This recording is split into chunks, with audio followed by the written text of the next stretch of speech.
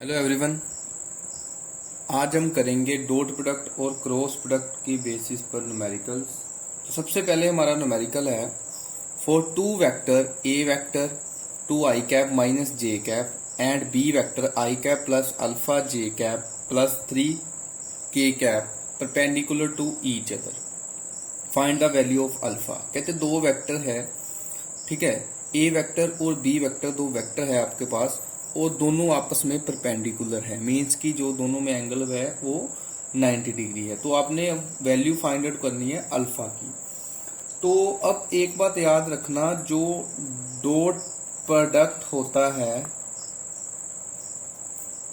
Of to perpendicular vectors में वो 0 होता है,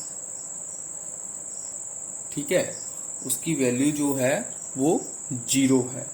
तो अब अगर आप सॉल्व करें A vector dot B vector is equal to 0 होगा, ठीक है, क्योंकि कोस 90 0, तो इसलिए A B cos theta cos 90 होगा, तो कोस 90 0 है, तो इसका मतलब सारी वैल्यू सॉल्व होने के बाद 0 आएगी। अब डॉट प्रोडक्ट इस साइड पर आप ए की वैल्यू पुट करेंगे, जो यूनिट वेक्टर्स में आप लिखेंगे 2i cap minus J cap, और डॉट प्रोडक्ट जो होगा सोल्व वो किसमें होगा i cap plus alpha J cap plus 3k cap, और इस साइड पर आएगा 0। अब आपको इसको करवाना है मल्टीप्लाई, ठीक है, डॉट प्रोडक्ट। तो मल्टीप्लाई कैसा होगा, देखो जब आपने डॉट प्रोडक्ट किया था पीछे वीडियो में, तो आपको पता i डॉट i 1 होता है और i डॉट j जो है वो 0 है, ठीक है। तो इसका मतलब जब आप इसके कंपोनेंट को सेम यूनिट वेक्टर के साथ मल्टीप्लाई करेंगे तो ही जो मल्टीप्लाई होगी, अदरवाइज अगर दूसरे के साथ अगर आप मल्टीप्लाई करते हो तो जो 0 कंसीडर किया जाएगा। जैसे सबसे पहले 2i कैप मल्टीप्लाई करूंगा मैं इस i कैप के साथ, तो 2 इंटू 1 2 रहेगा और i cap dot i cap भी 1 होगा, तो इसका क्या आएगा, इसकी वैल्यू क्या आएगी 2। अब अगर 2i को अगर आप j और k से डॉट प्रोडक्ट सोल्व करेंगे तो वो 0 होगा, उसको मैं लिखूंगा ही नहीं, वो आपको पहले ही पता है, डिफरेंट जो यूनिट वेक्टर्स है उनका डॉट प्रोडक्ट 0 माना जाता है, ठीक है। अब नेक्स्ट जो है, अब यहां पर आप किसकी वैल्यू लिखेंगे, आप अब -1 को इधर अल्फा के साथ मल्टीप्लाई करवाएंगे, ठीक है, जे को जे के कंपोनेंट के साथ ही मल्टीप्लाई होगा, दूसरे के साथ इसकी वैल्यू 0 कंसिडर की जाए। तो अब -1 और प्लस अल्फा मल्टीप्लाई किया तो वही आएगा माइनस अल्फा। अब इसमें जो है वो k का कंपोनेंट k है नहीं, तो k का कंपोनेंट 0 कंसीडर करेंगे। अब 0 इंटू 3 होगा तो वो कितना आएगा 0, तो इस साइड तो पहले ही 0 है, तो ये कितना है 2 minus alpha is equal to 0, और यहां से अल्फा की वैल्यू आपके पास आ रही है 2, ठीक है। तो ऐसे आप डॉट प्रोडक्ट जो है वो सोल्व करेंगे। नेक्स्ट जो न्यूमेरिकल है हमारे पास वो है find the vector product of two vectors. Vector product निकालना है, मींस की क्रॉस प्रोडक्ट निकालना है दो वेक्टर्स का। तो सबसे पहले वेक्टर प्रोडक्ट को आप लिखेंगे ऐसे ए वेक्टर क्रॉस बी वेक्टर। तो अब ए वेक्टर क्रॉस बी वेक्टर को आप सबसे पहले किस फॉर्म में लिखेंगे वो देखिए। सबसे पहले से आप एक बड़ी सी बार लगाएंगे और ऊपर आप लिखेंगे i कैप जे कैप और k कैप। तो सबसे पहले आप i j k के कंपोनेंट यहां पर नोट करेंगे a वेक्टर के। a वेक्टर का i का कंपोनेंट क्या है 4, j का 3 और k का 1। ऐसे b वेक्टर का अब नेक्स्ट i का 3, j का 2 और इस साइड पर 4। अब इस बार को सोल्व कैसे करते हैं, देखिए सबसे पहले इस बार को जब सोल्व करना तो आपको i कैप जो है वो आप बाहर लिखेंगे और फिर ब्रैकेट स्टार्ट। तो अब आप जो i कैप वाली आपकी कॉलम है, ठीक है, ये वाला जो आपका कॉलम है इसको आप छोड़ देंगे और अब आप मल्टीप्लाई करेंगे। तो आप इस कॉलम को छोड़ देंगे, अब आप मल्टीप्लाई करेंगे इसमें 3 इंटू 4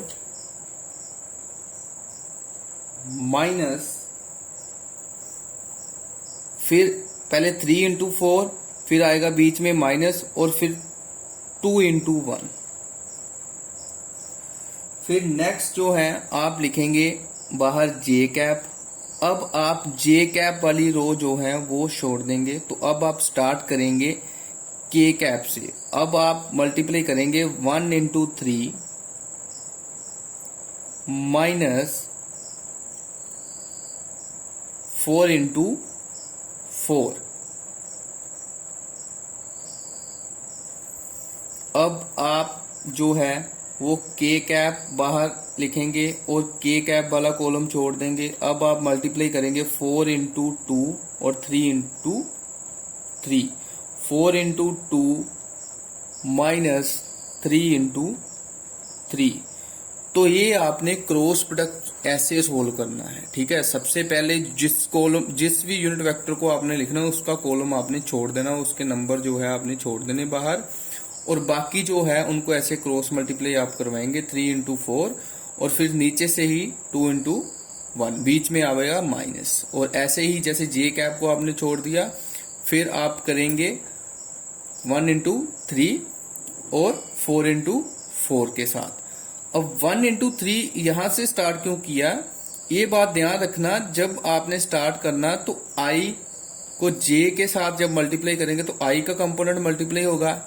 ऐसे ही अगर आप j को k के साथ करेंगे तो 3 से स्टार्ट होगा, मींस कि पहले मल्टीप्लाई होगा j का कंपोनेंट। अब आपने k और i के कंपोनेंट को मल्टीप्लाई करना है, तो इसलिए यहां पर मैंने स्टार्ट किया 1 से, k से आप i की तरफ जाएंगे, ठीक है। अब इन जो मल्टीप्लाई आपने की है इसको सोल्व कर लेना है, ठीक है। सोल्व जब आप करेंगे तो उसकी वैल्यू जो आएगी 12 इंटू -2 और प्लस j 1 इंटू 3 और माइनस 16, और ये आएगा प्लस k कैप 8 माइनस 9।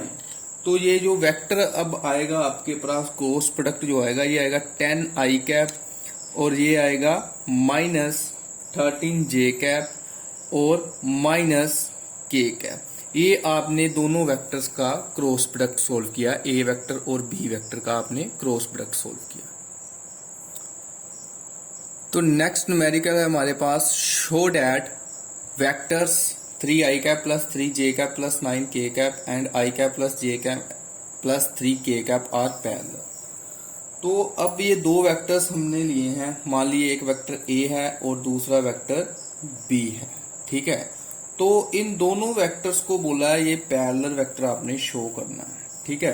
तो पैरेलल वेक्टर शो करना, तो एक मैं कंडीशन बताऊंगा for parallel vectors their cross product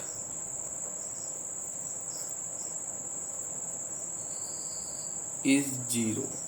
कहते पैरेलल वेक्टर के जो क्रॉस प्रोडक्ट है वो 0 के इक्वल होता है। कैसे, जैसे दो पैरेलल वेक्टर है, A vector dot cross product, तो ये कितना आएगा ए बी साइन थीटा, और पैरेलल है तो एंगल कितना 0, तो ए बी साइन 0, इसका मतलब सारा 0, मींस दोनों का क्रॉस प्रोडक्ट क्या आएगा 0 के इक्वल आएगा, तो इसलिए बोलते हैं। अब आपने इसको सोल्व करना है, लेकिन a क्रॉस b वेक्टर्स को जैसे लास्ट न्यूमेरिकल में हमने सोल्व किया। तो सबसे पहले हम a क्रॉस b वेक्टर को जब क्रॉस प्रोडक्ट निकालेंगे तो बार लगाएंगे, ऊपर लिखेंगे i कैप j कैप और k कैप। फिर a वेक्टर के कंपोनेंट लिखूंगा 3 3 और 9, और उसके बाद b वेक्टर के 1 1 और 3। अब सबसे पहले i कैप को मैंने बाहर लिया और मल्टीप्लाई क्या होगा, ये 3 इंटू 3 के साथ और माइनस 1 इंटू 9 के साथ। फिर मैंने प्लस जे कैप को बाहर लिया